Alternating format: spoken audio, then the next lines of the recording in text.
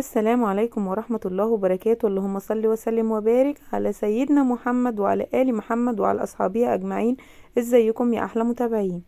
النهاردة عاملين أكلة جميلة، عاملين البامية باللحمة، من الأكلات اللي كل الناس بتحبها ومن الأكلات المفضلة.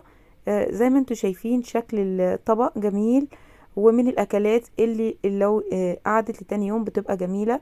تعالوا نشوف عملناها ازاي. السلام عليكم ورحمة الله وبركاته. هنعمل النهاردة مع بعض البامية باللحمة.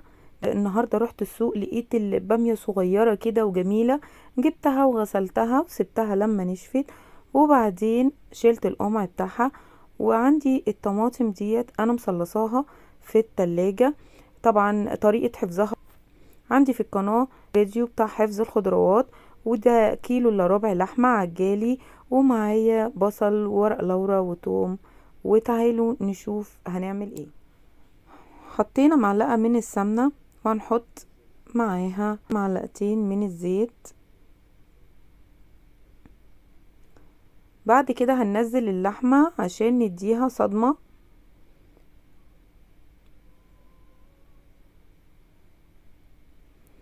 لازم ندي اللحمة صدمة كده، ولاني ما بتدي لها صدمة بجد طعمها بيبقى جميل.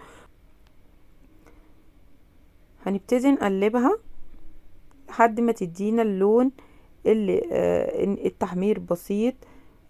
زي ما انتوا شايفين اللحمة ابتدت تاخد لون حلو من على الجنب ده. هنقلبها على الجنب التاني عشان برضو تاخد نفس اللون.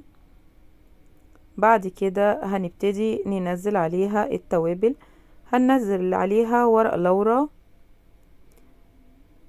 وهننزل معلقة من توابل الشوربة، وكمان نص معلقة من الفلفل الاسود، وهننزل كام واحدة كده من الحبهان.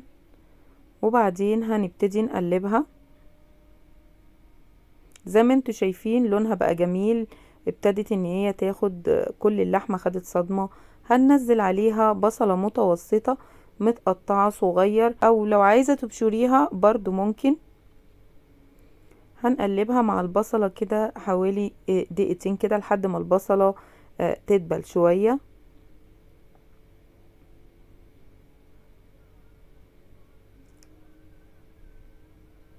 طبعا هي اللحمة مش كبيرة، مش هتاخد سوا. هننزل عليها المية المغلية. طبعا اللحمة ما ينفعش ننزل عليها مية باردة خالص، لازما اي مية نحطها عليها تكون مغلية.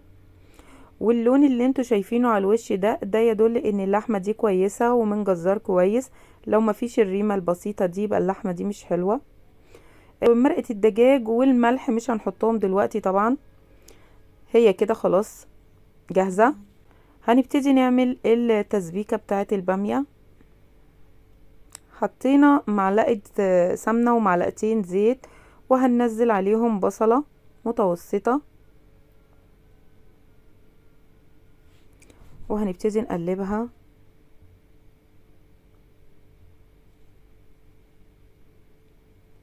وعلى الجنب اللحمة بتستوي هنحط معلقة صغيرة من الثوم، حوالي 3 فصوص من الثوم، وهنقلب لحد ما البصلة تاخد اللون الذهبي الجميل.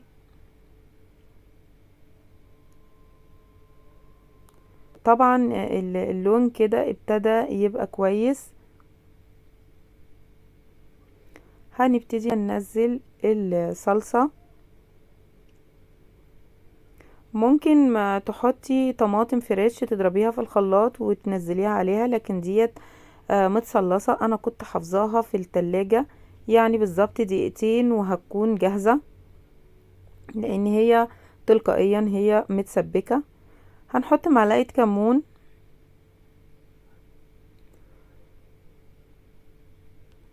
ونص معلقة من الفلفل الاسود، ومعلقة بابريكا. من الحاجات اللي بحبها في التسبيكات قوي البابريكا بتخليها جميلة. نص معلقة من السبع بهارات، ومعلقة صلصة، ونص معلقة ملح، ومكعب ماجي. بس كده وكده خلاص كده هنبتدي نقلبها، ودقيقتين بالظبط وتكون جاهزة. وهي كده جاهزة، الصلصة اتسبكت، هنبتدي ننزل عليها البامية. زي ما انتوا شايفين شكل البامية جميلة، كلها صغيرة كده وشكلها تحفة بجد.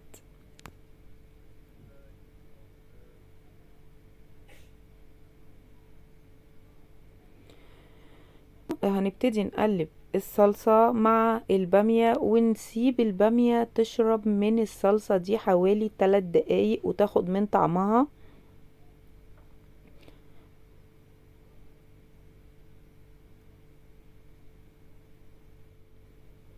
اللحمة دلوقتي خلاص يعتبر فاضلها حوالي دقيقتين وتبقى استوت، او 3 دقايق. فنزلت عليها مكعب مرقة الدجاج والملح، وهي كده خلاص دقيقتين وهطفي عليها لان هي جاهزة استوت.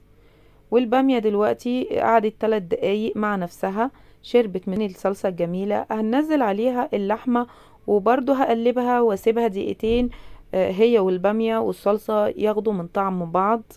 وبعدين بعد دقيقتين هنزل عليهم الشوربة. هنبتدي نعمل الرز. نزل معلقة من السمنة ومعلقتين زيت،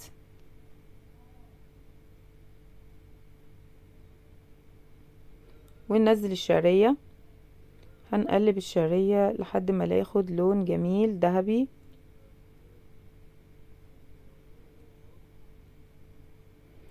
انا عن نفسي بحب الرز اللي بالشعرية قوي.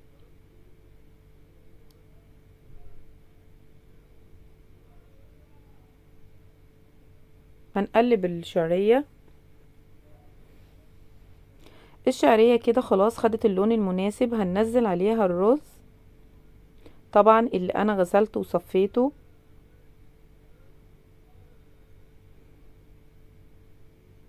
وهنقلب الرز مع الشعرية لحد ما يبتدي ينشف من المية بتاعته. هنحط نص معلقة من الملح عشان يكمل حياء الرز. البامية كده خلاص بعد ما سيبنا اللحمة حوالي 3 دقايق وخدوا من طعم بعض، ابتديت ان انا نزلت عليهم الشوربة، وكده البامية خلاص ابتدت تستوي. والرز خلاص كده اتفلفل وبقى جميل. هننزل عليه الشوربة. طبعا احنا بنحط الشوربة ازيد من مكان الرز بسنتي كده، يبقى المقدار مظبوط بتاع الشوربة. هنسيبها تستوي، لما تتشرب هنوطي عليها. ودلوقتي انا خلصت، الرز استوى والبامية استوت زي ما انتوا شايفين. غرفتها، شكل البامية باللحمة جميلة، وشكل الوجبة جميلة، ومن الاكلات الجميلة اللي كل الناس بتحبها، وانا بحبها جدا. وبحبها كمان تاني يوم. وكمان يا سلام لو عصرة ليمون على طبق بامية، بتبقى طعمها جميل. زي ما انتوا شايفين الطبق بجد شكله روعة. ما تنسوش تعملوا البامية وتقولوا لي رأيكم، وما تنسونيش في اللايك والشير والسبسكرايب للقناة، وتفعلوا زر الجرس عشان يوصل لكم كل جديد من مطبخ ومنوعات نهى. باي باي يا احلى متابعين في الدنيا دي كلها. باي باي.